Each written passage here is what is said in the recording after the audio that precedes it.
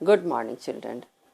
आज मैं तुम लोगों को तुम्हारी पाठ्य पुस्तक सेमुसी से पाठ 2 जिसका शीर्षक है स्वर्ण काकह सोने का कौवा, इसे पढ़ाने जा रही हूँ।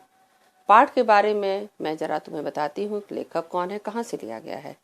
तो यह पाठ श्री पद्म शास्त्री द्वारा रचित विश्व कथा शतकम नामक कथा संग्रह से लिया गया है, जिसमें विभिन्न देशों की 100 लोक कथाओं का संग्रह है। यह बर्मा देश की एक श्रेष्ठ कथा है, जिसमें लोभ तथा उसके दुष्परिणाम, साथ साथ त्याग और उसके सुख परिणाम का वर्णन है। एक सुनहले पंखों वाले कौवे के माध्यम से किया गया है। पाठ का मैं सारांश तुम्हें बताती हूँ। इस पाठ में एक गांव में एक वृद्ध स्त्री रहती थी। उसकी पुत्री जो थी वह बहुत ही सुंदर और विनम्र स्वभाव की थी। एक दिन उस वृद्ध स्त्री ने उसे एक थाली में चावल देकर कहा कि तुम जाओ, इसे धूप में सुखा लो तथा पक्षियों से रक्षा करना। वह बालिका उस चावल को धूप में सुखाती है। तभी एक विचित्र कौवा, जिसका पंख जो है वह सुनहले रंग का है और चोंच जो है वह चांदी की तरह है, वहां उड़ता हुआ आता है और चावल के कणों को खाने लगता है। बालिका यह देखकर रोने लगती है। तब वह कौवा उससे कहता है कि बालिका तुम रो मत, सुबह पीपल के वृक्ष के नीचे आ जाना, मैं तुम्हें तुम्हारे चावल का मूल्य दे दूंगा। इस तरह से बालिका प्रसन्न होती है। वह रात भर सोती नहीं है और सुबह सूर्योदय के पहले ही पीपल के वृक्ष के नीचे पहुंच जाती है। पीपल के वृक्ष के ऊपर जब देखती है तो बहुत ही सुंदर सोने का महल है। कौवा जब सोकर उठता है तो सोने की खिड़की से बालिका को देखता है और कहता है कि हे बालिका, तुम आ गई। उससे पूछता है कि तुम ऊपर कैसे आओगी, सोने की सीढ़ी से, चांदी की सीढ़ी से अथवा तांबे की सीढ़ी से।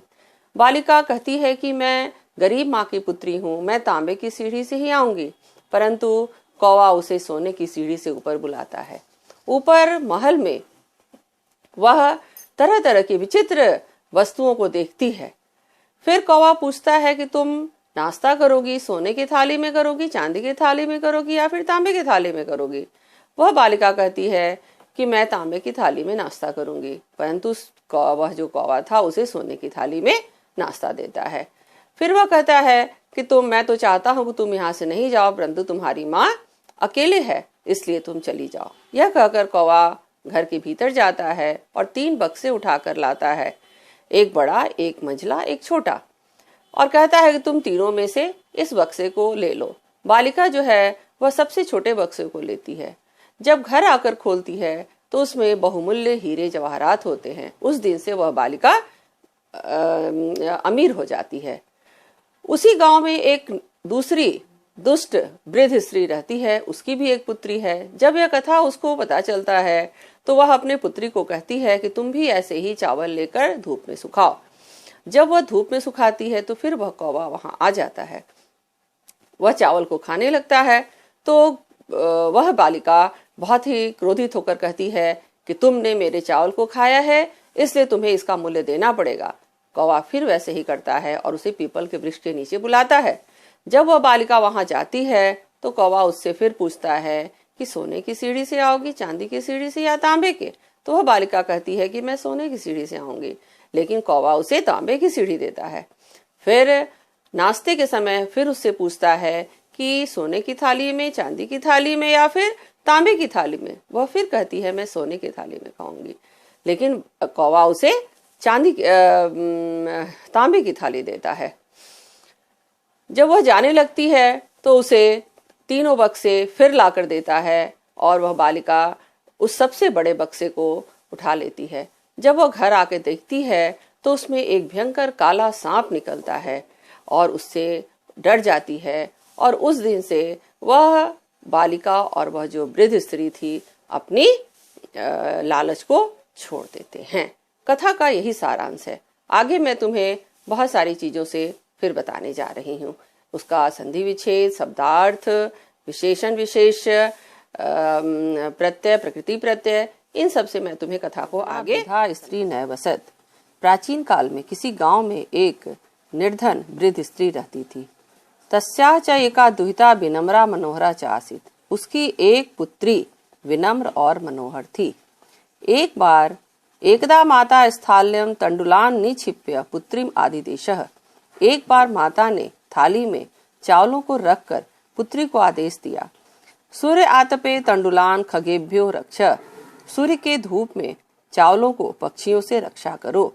किंचित कालात अनंतरम एको विचित्र काक सम उड्डयताम उपजगाम। कुछ ही समय बाद एक विचित्र कौवा वहां उड़ते हुए आया। न एतादृश स्वर्ण पक्षो रजत चंचुम स्वर्ण काक तया पूर्वम दृष्टः। इस प्रकार के सोने के पंख तथा चांदी के चोंच वाले सोने के कौवे को उसके द्वारा पहले नहीं देखा गया। तम तंडुलान खादंतम हसंतम च विलोक्य बालिका रोइतुम आरब्धा। उसे चावलों को खाता हुआ और हंसता हुआ देखकर बालिका रोने लगी। तम निवारयंती सा प्रार्थयत। उसे छोड़ने के लिए उसने उससे प्रार्थना की। तंडुलान माँ भक्ष्य, चावल को मत खाओ। मदिया माता अतीव निर्धना वर्तते। मेरी माँ अत्यंत गरीब है। स्वर्ण पक्ष काकः प्रउवाच। सोने के पंख वाले कौवे ने कहा, माँ सुचा शोक मत करो। सूर्योदयात प्राक ग्रामात बहि पिप्पल वृक्षमनु त्वया आगंतव्यम। सूर्य के पहले ग्राम के बाहर, गांव के बाहर पिप्पल वृक्ष के समीप पीछे तुम्हें आ जाना चाहिए। मैं तुम्हें चावल का मूल्य दूंगा।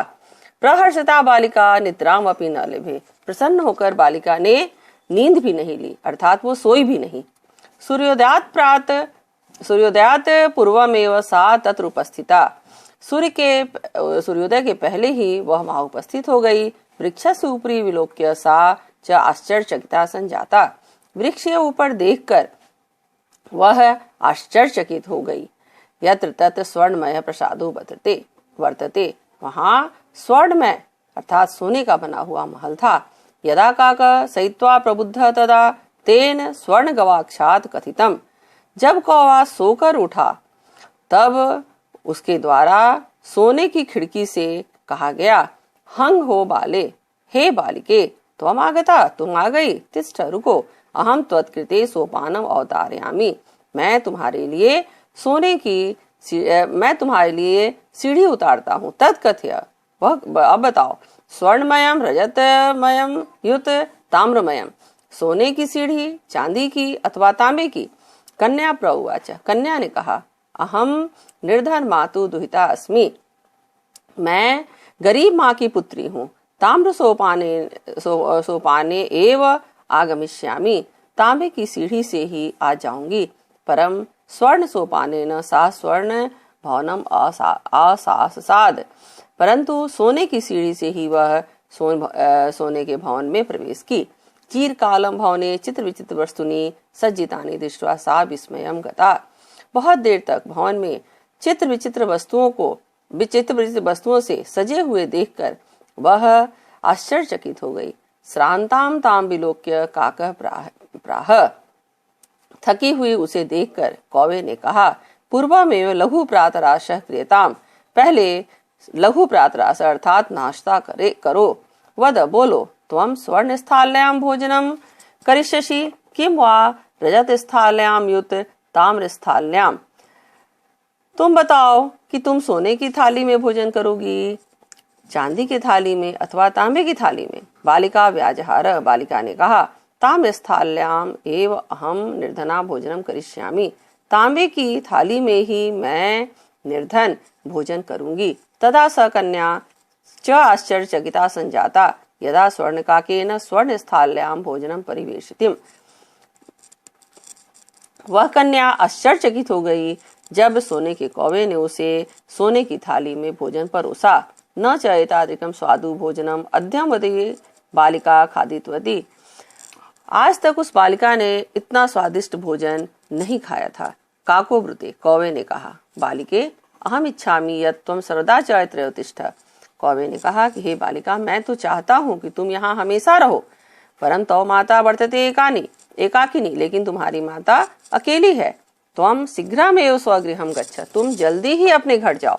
इति उक्त्वा काक कक्षा अभ्यंतरात त्रिशो मंजुषा निस्सार्य ताम प्रति अवदत्। ऐसा कहकर वह कौवा कमरे के भीतर से 3 बक्से को निकालकर वहां उससे बोला, बालिके यथेच्छ गृहान मंजुषाम एकाम, जो तुम्हारी इच्छा हो तुम एक बक्से को ले लो।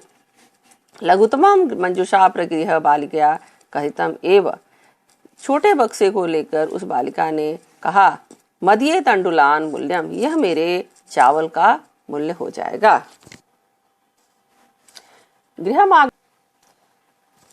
गृहमागत्य तया मंजुषा समुद्घाटिता, घर आकर उसके द्वारा बक्से को खोला गया। तस्याम महारहाणि हीरकानि विलोक्य सा प्रहर्षिता तद्दिनात् धनिका च संजाता, उसने बहुमूल्य हीरे को देखकर वह प्रसन्न होकर उस दिन से धनी हो गई। तस्मिन्नेव ग्रामे एका अपरा लुब्धा वृद्धा नैवसत, उसी गांव में ही एक लालची वृद्ध स्त्री रहती थी। तस्या अपि एका पुत्री आसीत्, उसकी भी एक पुत्री थी। ईर्ष्या सा तस्य स्वर्ण काकस्य रहस्यम अभिज्ञातवती, ईर्ष्या पूर्वक उसने सोने के कौवे के रहस्य को जान लिया। सूर्यातपे तंडुलान निक्षिप्य तया अपि स्वसुता रक्षार्थम नियुक्ता, सूर्य की गर्मी में चावलों को रखकर उसने भी अपनी पुत्री को रक्षा के लिए नियुक्त किया। तथैव स्वर्ण पक्ष काक तंडुलान भक्ष्यन् ताम अपि तत्रैव अकार्यत, वैसे ही सोने के पंख वाला कौवा चावलों को खाने के लिए उसके पास आया। प्रातः तत्र गत्वा सा काकम निर्भर्सयन्ती, सुबह में वहां जाकर उसने कौवे की निंदा की और कहा, भो नीच काक, हे नीच कौवे, अहम आगता, मैं आ गई, मह्यम तंडुलान मूल्यम प्रयच्छ, मेरे चावलों का मूल्य दो।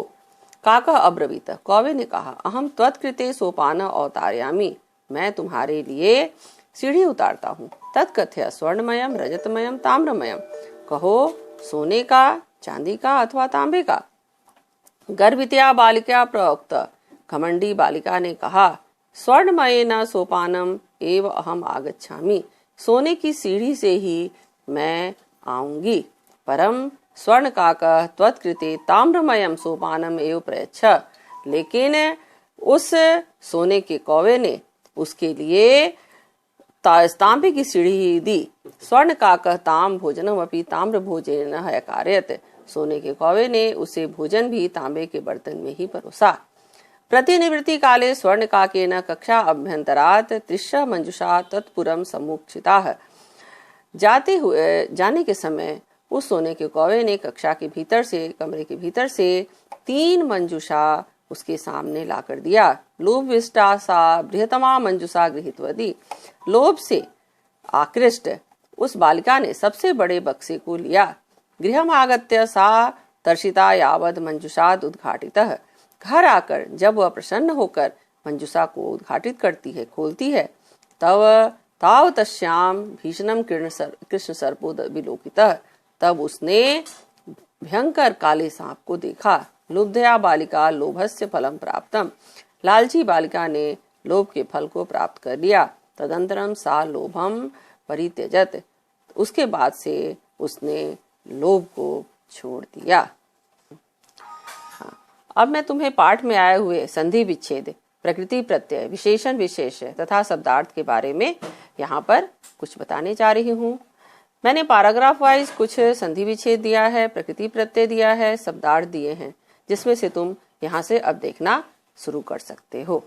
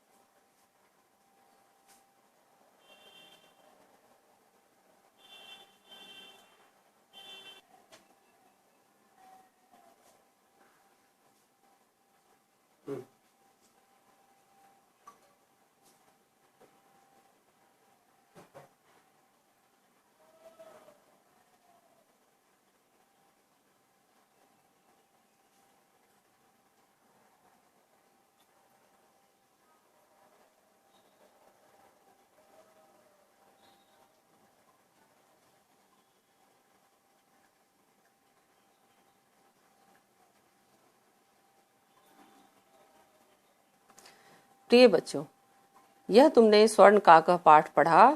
अब मैं इसका जो अभ्यास है वह जब क्लास शुरू होगा तो मैं उस समय तुम्हें दूंगी। यह तुम्हारा होमवर्क हो जाएगा। पाठ में जहां भी समझ में नहीं आएगा तुम उसे क्लास के समय मुझसे जरूर पूछना। धन्यवाद।